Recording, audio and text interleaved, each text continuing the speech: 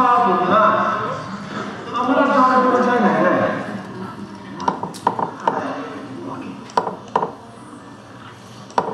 আব্বা, নো আব্বা, বাবা আব্বা এটা কত দিকে চলে আব্বা লজ্জা করে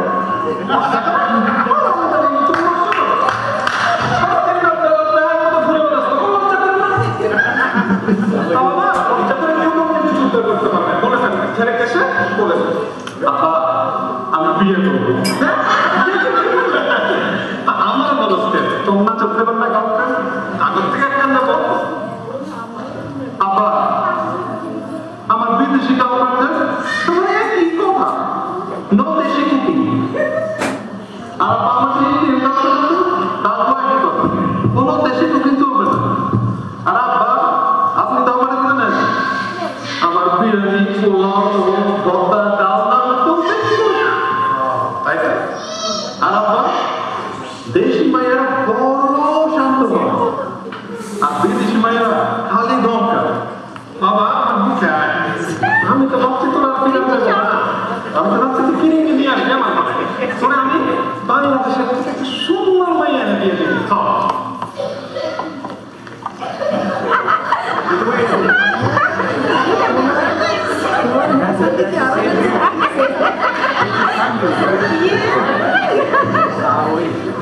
তোমার হ্যান্ডসেল থেকে আরো হ্যান্ডসেল হয়ে গেছে।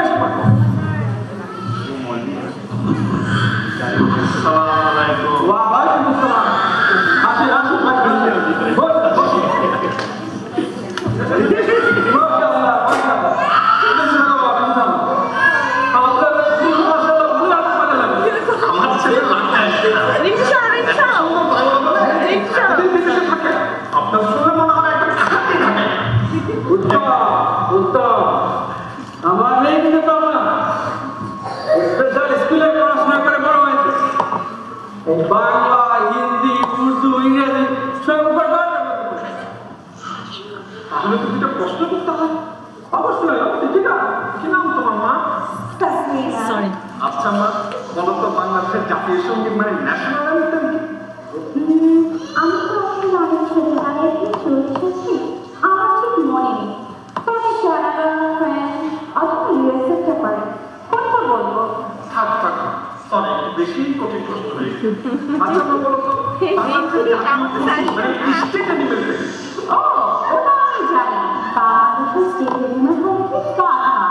তিন ব্যাগে তিনরা সবাইকে গাধা বলে যাচ্ছে। আব্বা সাধারণ জ্ঞান বাদ দেন, রান্না পারে কিনা হেলে দিতে হবে। মা তুমি কি রান্না করো? আমি ম্যাকারনি, হাজরা, পিৎজা, বার্গার এগুলো সব পারি। এটা কদিন আগে ম্যাকারনিতে কাজ করেছি। মা আমার হাতটা খুব পছন্দ করে। আব্বা তো জায়গা কেন তোর পছন্দ হয় না? না মায়ের বেশি কাজ। তাহলে কি আপনার সাদা কালার পছন্দ? জি। আর চোখের রং? নীল। চুল? ব্লন্ড। ও তাহলে কি আপনি লিপস্টিক, ফ্লরেন্সিনো কাপড় ছিল? আর আপনি বলেন না কিছুদিন আগে আপনার ব্রেকআপ হয়ে গেছে। সুপার কথা। আপনার পুরো কথা বিশেষ হয়ে গেল। আর আপনি আমাদের বিরোধ আপনার সংসার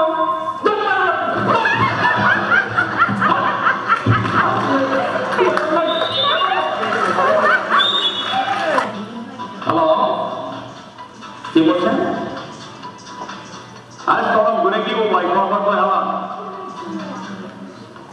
আপনার 25,000 টাকা ফেরত নিয়ে না এর আপনার বলার ডিপোর্ট করতে দেখে আমি কি করবো? আমি তো আপনার বলার ডিপোর্ট করি নাই। যার পথ দেখেন কথা পেয়ে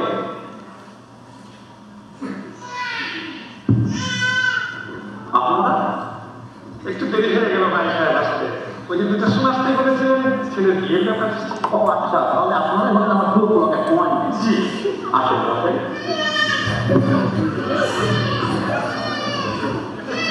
তাহলে শুনতে লাগে আমার সেটা রেডি করেন। যত অল্প কথায় কাজ চালাতে তত একটা মঙ্গল।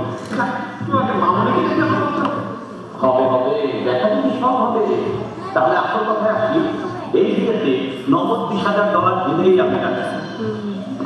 $1,000? সারা জীবন শুনে আসলাম ছেলের পক্ষ যৌতুক নেয়, মেয়ের পক্ষ যৌতুক দেয়। যৌতুক? এটা যৌতুক হতে যাবে কেন? এটা তো হলো আমাদের সার্ভিস ফি।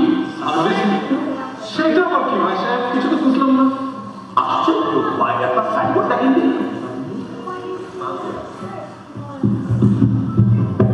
ড্যাডি, বাইরের সাইনবোর্ড না স্নোতে একদম ফেলে গেছে। আবার আমার এনারই পছন্দ হয়েছে, আমি এনারই বিয়ে করবো। বিয়েতে আবার পছন্দ পছন্দ কি? ঠিক বলছো মা, আমার যেখানে বিয়ে দেবে সেখানে বিয়ে করতে হয়। আমার তোমার কিছু রান্না করো? রান্না রান্না দিয়ে কি করবে?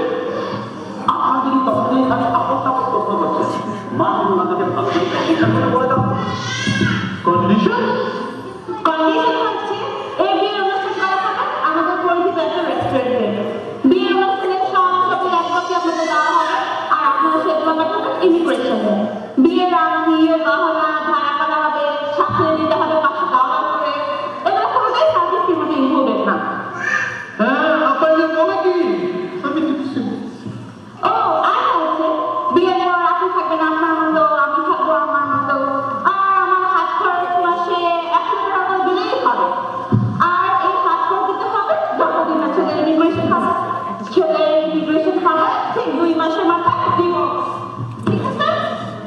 হ্যাঁ, আপা আমি তো অলরেডি ইমিগ্রেন্ট। আমার আবার কি ইমিগ্রেন্ট বানাবো? আমি তো বুঝতেছি না ভাই, একটু যদি বুঝায় বলেন এটা কেমন বিয়ে? এটা কেমন দিয়া মানে? এটা হলো কাগজে কলমে দিয়া। আমরা ইলিগাল বিয়েতে কাগজে কলমে দিয়া দেখায় আর লিগাল করি। কিন্তু আপনাদের ব্যাপারটা কি? আপনার কি ইলিগাল না? আপনার কি আসলেই বিয়ে করতে আসছে? না ভাই, এটা আসল বিয়ের জায়গাটা। আপনারা অনেক সময় নষ্ট করেছেন, আপনারা এবার আসতে পারেন। সরি ভাইটা, আমরা অনেক সময় নষ্ট করছি। বাবা, তোরা আর এখানে দিয়ে দাও যাবে না। তোরা আমি বাংলাদেশে নিয়ে যাই দিয়ে দিবি সব। দিয়ে আপনি তো বলেন